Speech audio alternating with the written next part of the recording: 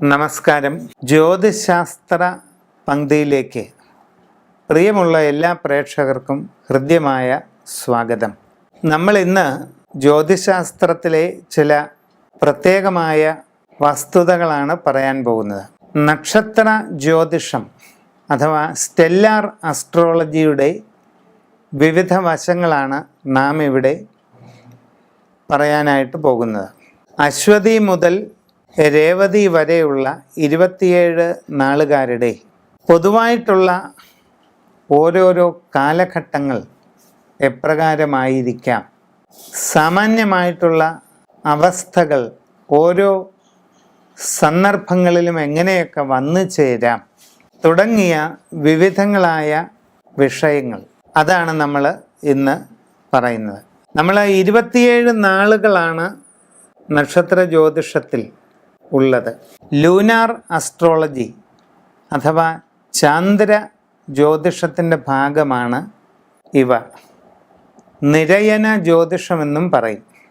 നക്ഷത്രങ്ങളെന്ന് പറയുമ്പോൾ നമ്മൾ ആകാശത്ത് ഇങ്ങനെ കൺചിമ്മി തെളിയുന്ന ആ കാണുന്ന വെറും നക്ഷത്രങ്ങളെ പറ്റിയിട്ടല്ല പറയുന്നത്.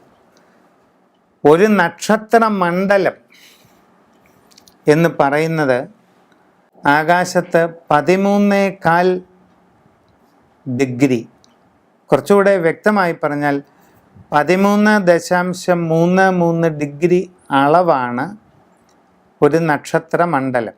ഭൂമിക്ക് ചുറ്റുമുള്ള അന്തരീക്ഷ മണ്ഡലത്തെ ഒരു പരിപൂർണ വൃത്തമായി പരിഗണിച്ചാൽ ആ വൃത്തത്തിൻ്റെ ഗണിതപരമായ അളവ് 360 ഡിഗ്രിയാണ്.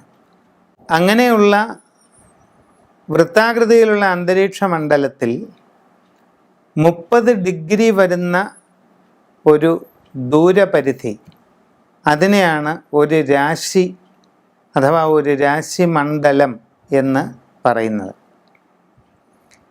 അങ്ങനെ 12 രാശികൾ, 30 ഡിഗ്രി അളവ് വീതമുള്ള 12 രാശികൾ ചേരുമ്പോൾ ഒരു രാശിചക്രം, വൃത്താകൃതിയിലുള്ള ഒരു രാശിചക്രം പൂർത്തിയാകും.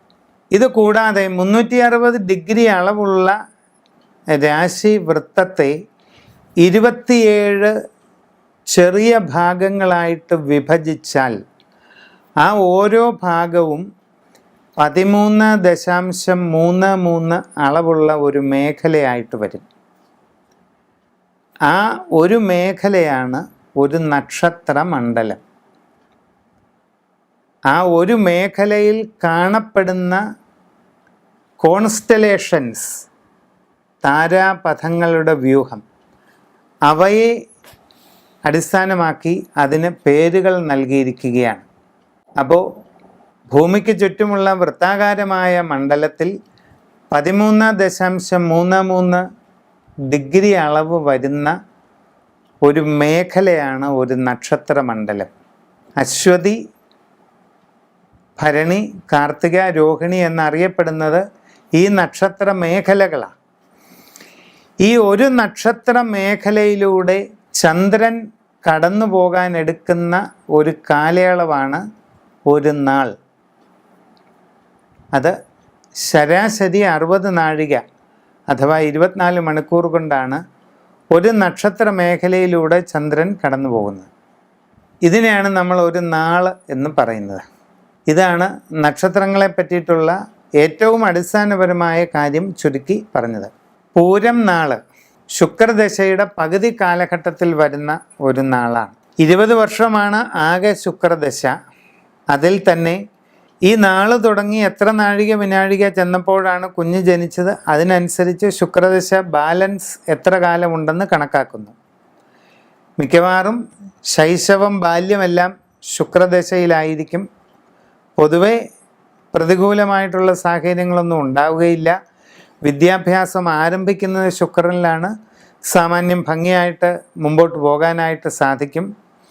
കൗമാരത്തിൻ്റെ ആരംഭ കാലഘട്ടം വരുന്നത് 6 വർഷക്കാലം നീണ്ടു നിൽക്കുന്ന ആദിത്യ ദശാകാലത്തിലാണ്. ഗുണദോഷ സമ്മിശ്രമായിരിക്കും ആ കാലഘട്ടം. എങ്കിലും പഠനപരമായ കാര്യങ്ങളിൽ വലിയ പരാജയങ്ങളില്ലാതെ മുമ്പോട്ട് പോകാനായിട്ട് ആ കാലഘട്ടത്തിലും സാധിക്കുന്നതാണ്. ഈ കൗമാരകാലത്തിൻ്റെ അന്തിമഘട്ടം മുതൽ യൗവനത്തിൻ്റെ മധ്യം വരെ നീണ്ടു നിൽക്കുന്നതായ ഏകദേശം 10 വർഷക്കാലമെന്ന് പറയുന്നത് ചന്ദ്രദശയാണ്.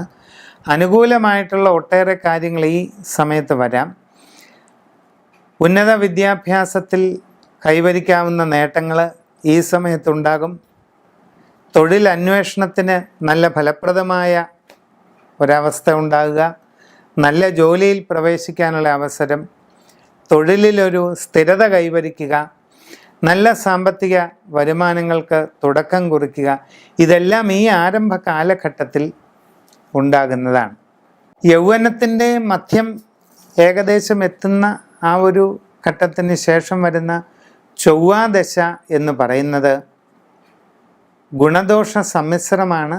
പലപ്പോഴും പല വിധത്തിലുള്ള അസ്വസ്ഥതകളോ അസുഖങ്ങളോ ഒക്കെ വന്നേക്കാം. എങ്കിലും അതിനെ തരണം ചെയ്ത് മുമ്പോട്ട് പോകാനായിട്ട് പറ്റും. തുടർന്ന് വരുന്ന രാഹുദശാകാലം 18 വർഷം നീണ്ടു നിൽക്കുന്നതാണ്. ഈ രാഹുദശയുടെ ആരംഭം അത്ര നന്നായിരിക്കുകയില്ല. പല വിധത്തിലുള്ള തടസ്സങ്ങൾ, സാമ്പത്തിക നഷ്ടങ്ങൾ, കാര്യപരാജയങ്ങൾ, ഇതിനൊക്കെയുള്ള സാധ്യത കാണുന്നുണ്ട്. കുടുംബത്തിലും പലവിധ ബുദ്ധിമുട്ടുകൾ ഉണ്ടാകാം. എല്ലാ കാര്യങ്ങളും വളരെ ശ്രദ്ധാപൂർവം ചെയ്ത് മുമ്പോട്ട് പോകേണ്ടതാണ്. ഈ രാഹുദശാകാലം കഴിഞ്ഞാൽ പിന്നീട് വരുന്നത് വ്യാഴ ദശാകാലഘട്ടമാണ്. ഈ നാളുകാരുടെ ജന്മനക്ഷത്രക്കല്ല് ഡയമണ്ട് അഥവാ വജ്രമാണ്. പിന്നെ ദശാകാലങ്ങൾക്കനുസരിച്ച് മറ്റ് കല്ലുകളും വേണമെങ്കിൽ ഇടാവുന്നതാണ്. നിങ്ങളുടെ സ്വന്തം ജനന തീയതിയും സമയവും അനുസരിച്ചുള്ള ഗ്രഹനില കണക്കാക്കി അതിൻ പ്രകാരം എല്ലാ കാര്യങ്ങളും ചെയ്യുക.